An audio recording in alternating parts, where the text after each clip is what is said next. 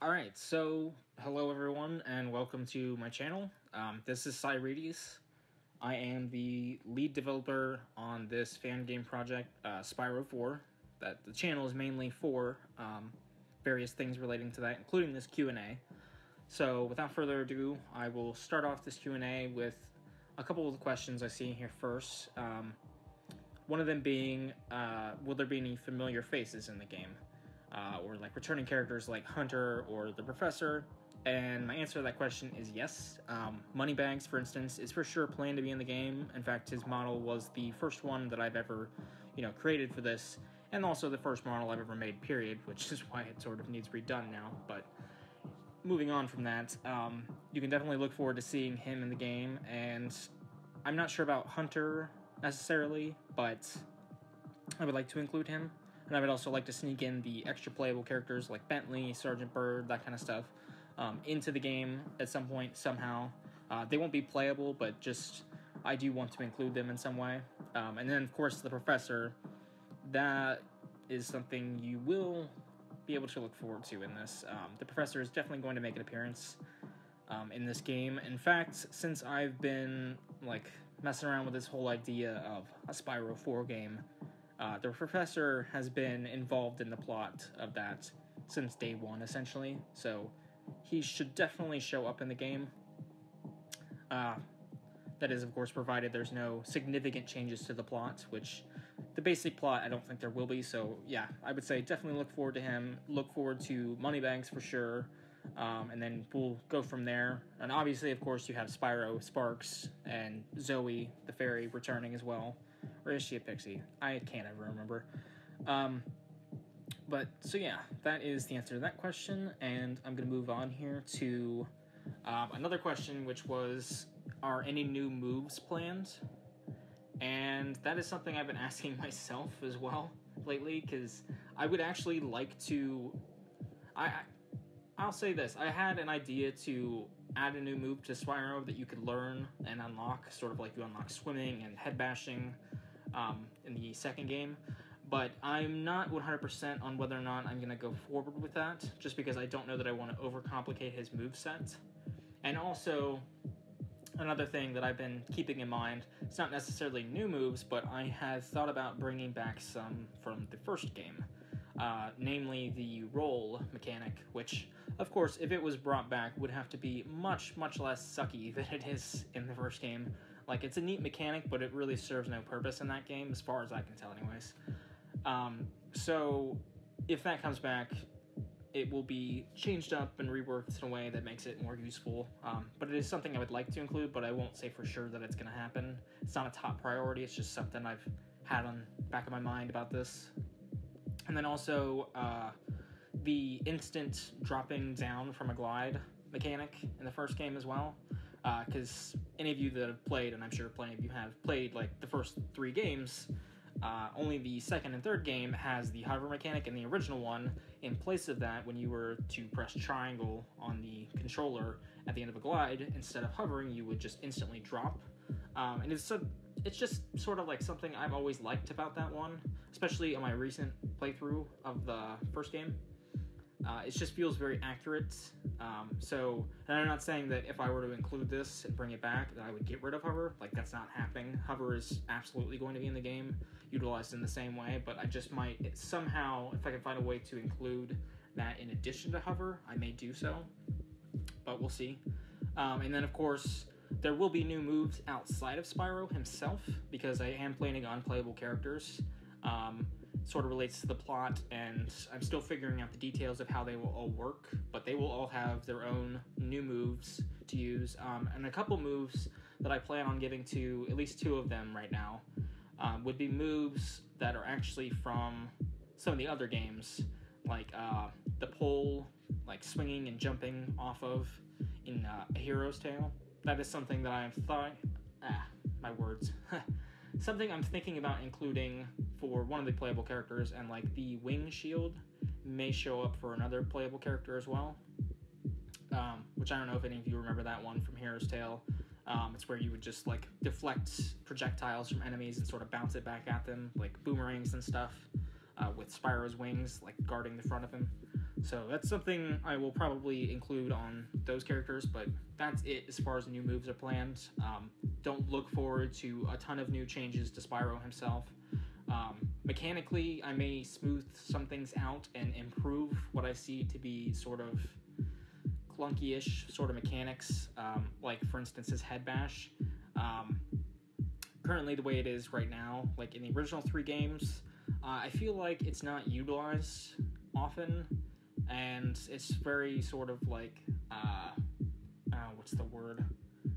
I feel like it's very circumstantial in its usage, and I would like to change that and make it more viable just in gameplay overall, and also change it in a way that won't really alter exactly how it works, but just sort of make it less of like a slowdown in Spyro's movement, because right now, if you were to use head bashing in the 2nd and 3rd game, it sort of like brings you instantly to a halt. You can't move or do anything, you're just sort of stuck to that. And it just kind of breaks the flow of the game, and I think that's probably why, like one of the reasons it's not utilized as much in the 2nd and 3rd game. So that there may be changes to that, but I'm hesitant to really change anything significantly with regards to his moveset, because I don't want to alienate any fans or, you know, significantly change up the gameplay in a way that it doesn't feel like Spyro anymore. But that's just one idea I have at the moment. May or may not stay like that. Now, so the next question is, and since I just talked about A Hero's Tale, I'll do this one. It is an opinion on Hero's Tale. Personally, out of all of the Spyro games that I've played, which is, I want to say the vast majority of them, I think there's like maybe one Legend of Spyro game that I didn't play, and I don't honestly even know which one it is, because all 3 of those games, whichever the 2 that I did play, sort of blended together, and I can't tell them apart at this point, because they were kind of bland in my opinion. But yeah, so out of all the games, including the original trilogy, or I should say outside of the original trilogy, because that is obviously my favorite of the Spyro series, is the first 3 games, but A Hero's Tale in my mind is a very good game. It's definitely got some differences between it and the main trilogy of games. Like, you could tell, like, with the character designs, some of them have been overhauled, and some of them don't look particularly well done, but I could say visually, in spite of that, that the rest of the characters and the game design overall just looks beautiful, and like the animations and the textures and everything, they just look very pretty. The animations are very smooth, and that's something I really do appreciate about that game. And also, it's just, even, you know, barring all the changes like to the gems and things to where they're not really a collectible anymore, they just function as sort of like currency, which again I know is a change that could sort of alienate people and make them not like that one as much coming off of the first 3 games. However, it's something that didn't really bother me as a kid playing through it, and even my most recent visit to it on an emulator, I thought it was okay in that regard. It's not something that really bugs me.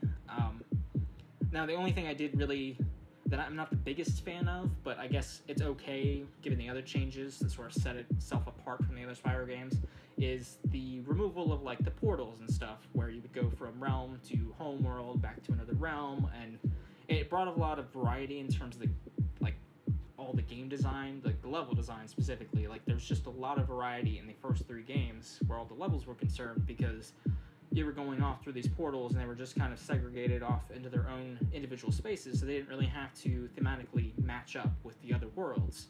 They could kind of do their own thing and create these beautiful, colorful, vibrant, very different and unique worlds that stood apart on their own from the rest of them.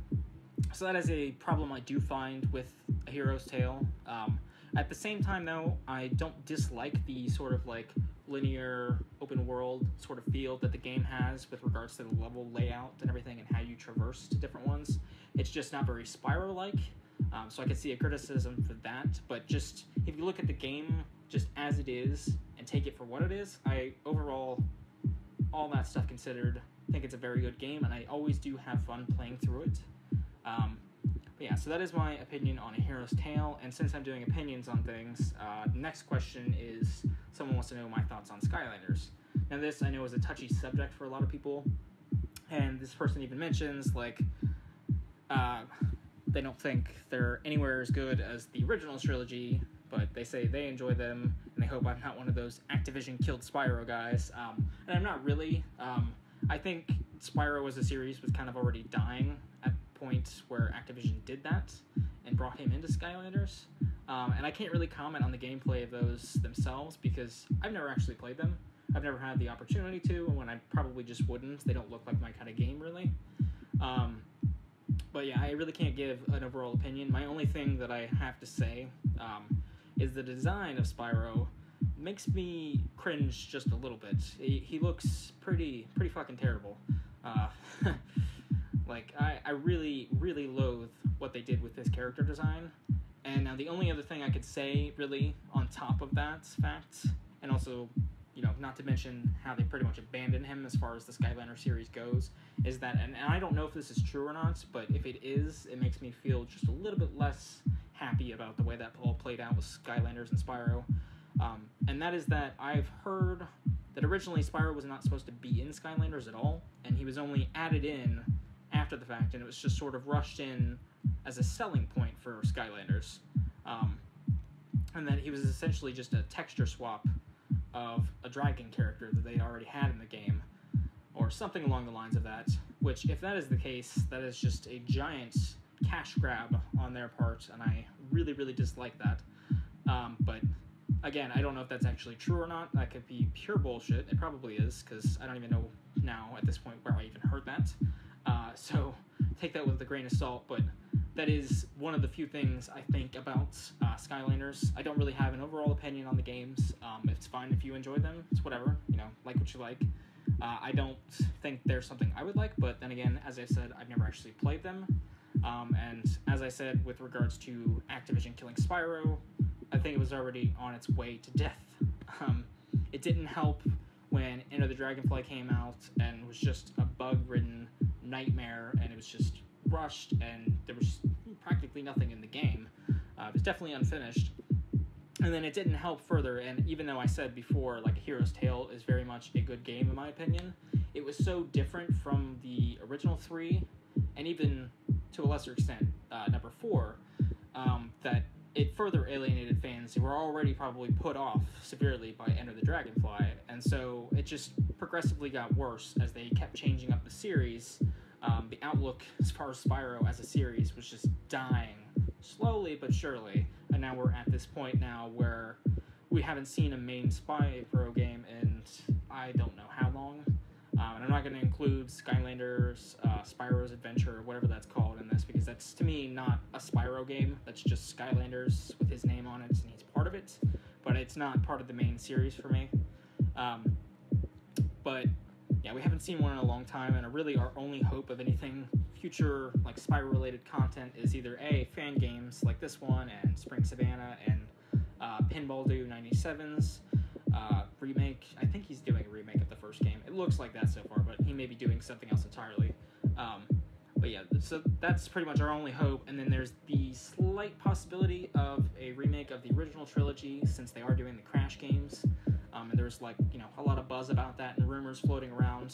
Not that there hasn't been for years about an HD remake of Spyro, but they're more prevalent now than ever because of the Crash remakes. So yeah, I think Spyro was well on its way to its death long before Activision really did anything with it like this with Skylanders. And we were already, regardless of Skylanders, just not really having much to look forward to. So we will just see on that front, and I kind of lost my way on my point on this. So I'm just going to move on to the next question. This question is actually something I recently put up a poll about in the Spyro subreddit, and it is about the Speedways. I'm not the biggest fan of the Speedways in the original 3 games, and I don't even know how many of the other games have the Speedways, and if I even remember playing them at all. So I just know from the first 3, I was never a big fan of them, and a lot of the reason to do with that is because I'm really terrible at Speedways. Something about the controls and Spyro flying just doesn't feel very intuitive to me. So I'm not the biggest fan of those, and some of the layouts are kind of irksome, like especially some of the ones in the first game, like the later Speedways, in my opinion, are poorly laid out at some times. It gets very confusing to figure out what the hell the order of, you know, collectibles is supposed to be to complete that. But so I had a poll up because I've been thinking about this, like, should there be speedways in the game? Because I know I've never particularly liked them, but I wanted to kind of gauge the rest of the Spyro community, at least what's on Reddit, just their opinions on, like, the speedways in general, like what the overall consensus was, which wasn't very helpful because I did get a lot of feedback. A lot of people voted in the poll, but it's sort of been like all the other polls that I've done for this project, where it's very divisive and there's a lot of differing opinions and it doesn't really give me one clear consensus. And so it leaves me with the thought of including them to some degree, but the importance that they hold on, like, the progression in the game may or may not be implemented to the same extent that it was in the first 3 games. I don't know how important they will be to, you know, completing a playthrough of the game like they were in the first 3. It's going to depend on how it turns out, but I would like to include them, if for no other reason than just because they were in the original game. Even though I am, you know, making my own new game with this stuff, I do want to, you know, make sure to include core things about the Spyro series in this, because I don't want to alienate fans either. So yeah, I look forward to Speedways. It's just to what extent they will be in the game, that's kind of up in the air. But yeah, so that's the answer to that one. And moving on now to another question, which is how long have I been working on this game, and how long do I think the project is going to take to finish? I've had the idea for this game floating around in my head and actually saved a lot of text documents, like with ideas written in it, in a folder on my computer for about 4 years now, but I didn't actually get into the development of things until February of this year. So it's very recent, very new, and right now it's been like, what, 4 months, maybe coming up on 5 months total development time.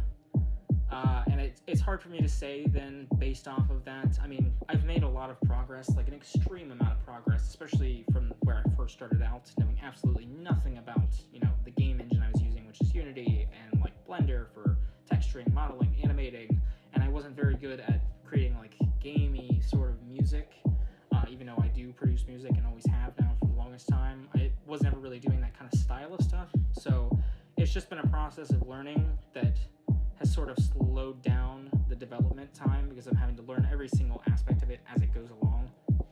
And I don't really have a team right now that's helping me for the most part. I do have an extra coder, which is my stepfather, actually. So he does occasionally jump on to the project files and fix a few things for me, because I will write some shitty code on occasion that doesn't really work well, and he knows so much more about that kind of stuff than I do. So it's very helpful to have him to look to on that front on occasion. And I do have a concept artist, although they are, I think, doing internships right now for a job of some sort, so they're not really working on stuff at the moment.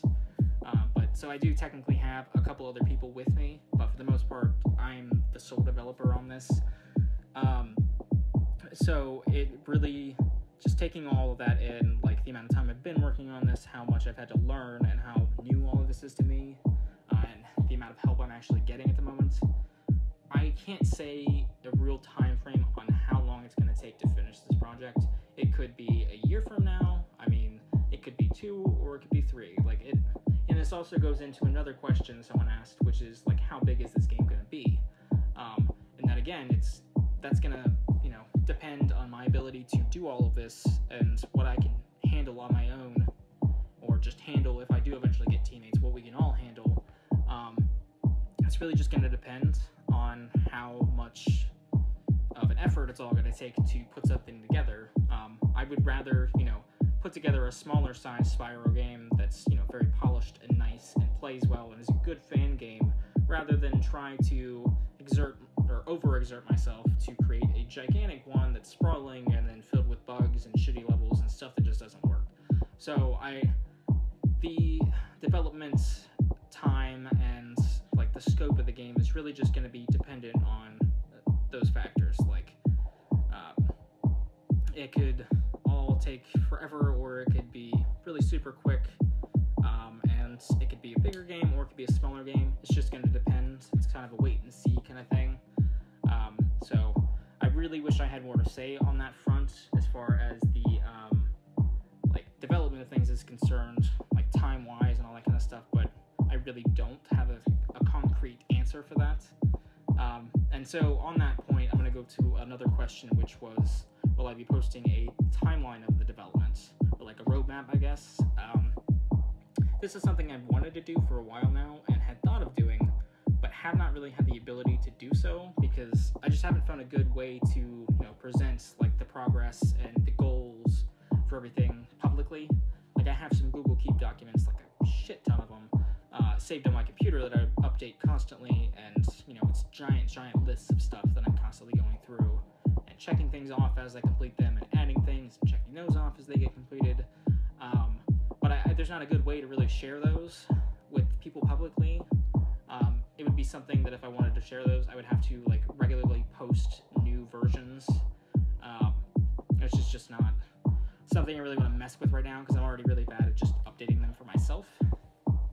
So, and I had actually looked into getting like a Trello account, and I have one. I've just not really been able to figure out a good way to visually set everything up in a way that just makes sense to represent like the game development process and all this, to really get any real use out of the Trello. So I've just kind of avoided that. So not probably going to see a timeline or a roadmap for things. Maybe in the future, way down the line, as things become more concrete, detail-wise, and stuff gets more and more closer to being done. We'll see, but for now, I would say no. Even though it is something I would like to do. All right, so next question. A couple people wondering about helping with the game. Actually, there's several people asking about that. Just in general, like, do I need help with things, like be it the game's dialogue or the music, or just in general? I am currently doing the music myself, and I like doing it. I may bring in somebody in the future, down the road, when there's more of that kind of stuff to be done, and I need more help with it. But for now, it's just going to be me. And then writing, like, games dialogue and story-related stuff, currently don't need help, simply for the fact that I'm not to that stage of, like, placing dialogue in the game and all that fun stuff, because I'm still just getting the core mechanics of everything working. They're not really setting up the levels yet to be playable like that, at this moment anyways. And just in general, if someone wanted to help, I'm not really looking to pick up extra team members at the moment, simply because I am fine with how the workload is spread out. I would like to eventually pick up another concept artist, just because with mine currently doing internships and me not being very I'm just very shit at putting ideas onto paper. Like I can go off of an idea that I give somebody else and they put it on paper and then turn that into a model or something, but I can't do that myself very well, like just putting it onto the paper from my words and what I see in my head. I'm just not super good at that, so I would like to pick up another concept artist just to help out with that process of design, and probably eventually someone to help out with like the texturing and the modeling of the worlds. That will be something I will be trying to do myself, but we will see if that pans out, me doing all that alone, because I already know I've got the other stuff to model, like the characters and all that fun stuff, so we'll see about that. I may look for another modeler, but that could be a long time down the road when we're getting more and more closer to completion on the game and things need to be busted out really quickly, just to be completing like the realm designs and everything. So on this whole thing, and then, like I said, I also have my stepfather helping me coding, so I don't really need help on that front either, and I'm doing like all the rest of that stuff too as well. So the main best way someone could help right now, I would probably say, is to just keep doing what you're doing, which is to comment and share ideas and give feedback, participate in like the subreddit even if you want, either the Spyro 4 one that I've created or just the main Spyro subreddit would be good as well. Like, participate in the discussions on there, and if you see polls, whether they're mine or someone else's, just vote in them, give your thoughts, because I like to hear the general consensus of opinions on different things relating to the series and what people think about it, because it's helpful for me then to turn around on the development of my own project, this project, to say these are the things that people don't really like about this and could probably be changed in some way or improved upon, and these are things people will love about this that I shouldn't, try to fix it if it's not broken, sort of a thing. So that stuff is definitely helpful, and just comment whenever you can, and you have a thought or a critique about something. It's very helpful. Even if it's just nitpicky shit, feel free, please. I invite more feedback and critique. It is extremely helpful, and discussion in general about all of this kind of stuff. I'd love to hear it, so that is how you can help at the moment. Like I said, I may need people in the future, but for now, that is all I need. And let's see on the next question here. Okay, so this question is, which of the big three, and I'm assuming they mean the original 3 Spyro games, is the main inspiration in making this one? If you would have asked me that, I would have said like a year ago, or even just a month ago before I replayed the games again, for the first time in a while, I would have said instantly Spyro 3. But in reality, and having just replayed through the first and most of the second game, right now, I would definitely say that I'm taking inspiration pretty evenly from all 3, because it's hard to say you're only taking inspiration from one the most, because they all build off of each other, and so all the good stuff from all 3 of the games, like, it was either in one of the first games or came from a previous one or was added on. Like, it all builds onto itself, and I am also building onto that with, a sequel called Spyro 4. So I'm taking inspiration from the third game, which took inspiration from the second game, and took inspiration from the first game, and, so I really can't say one way or another. Like, there are certain things, like certain aspects that I am definitely taking inspiration from each one. Like, I would like to include some of what I consider to be the finer tuned controls of the first one, like with the instant dropping out of a hover, or not a hover, but a glide, and also just how I feel his charge in the original game is. And I know this may not be a very popular opinion, but I do actually think to some degree, while the second and third game, built upon the controls and improved them in some ways, also sort of were not as good in certain regards, like his charging. I felt it was far more, like, sort of accurate in the first game. Very just, I felt like the control was just very finely tuned in that aspect. It was easier to come to an instant stop with it. You didn't skid as far, and, like, you're less likely to, trying to jump upstairs and stuff, you're less likely to slam into this next step and, like, rebound off of it, which is highly annoying in my opinion, and happens to me to way a ridiculous degree when I play through the games, because I'm very impatient. So for me, I definitely like the first one in that regard, because that's not an issue 99% of the time. And there's also stuff like the second game sort of broke up, the flow of things by introducing, different challenges and things, so it wasn't all the same, like, run through these levels, collect gems, and that's it, sort of a thing, or collect, other things. Like, you had different tasks and stuff to do, and the NPCs were more interactive. And then the third game, built upon that even further with the interaction between NPCs. Like, the end of each realm, like, those NPCs would actually come to help you, get you to the boss or whatever you needed to do. Like, and you interacted with them more throughout the levels, and there was just, more mini games, and also they introduced, the concept of extra playable characters and stuff, which is definitely something I want to build off of. I'm having my own spin on that in this game, and so yeah, it's just looking at all the different things and how each game built off of, the previous one, and how I'm, in turn building off of all those 3 games that built off of each other. I can't really say one game is in particular, like, the main inspiration. So yeah, that is the answer to that question. And for now, I think I'm going to stop the Q&A, simply because I don't want this to run super duper long as a video.